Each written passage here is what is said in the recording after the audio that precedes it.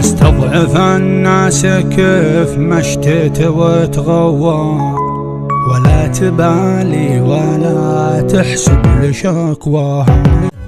استضعف الناس كيف مشتت وتغوى، ولا تبالي ولا تحسب لشكواهم.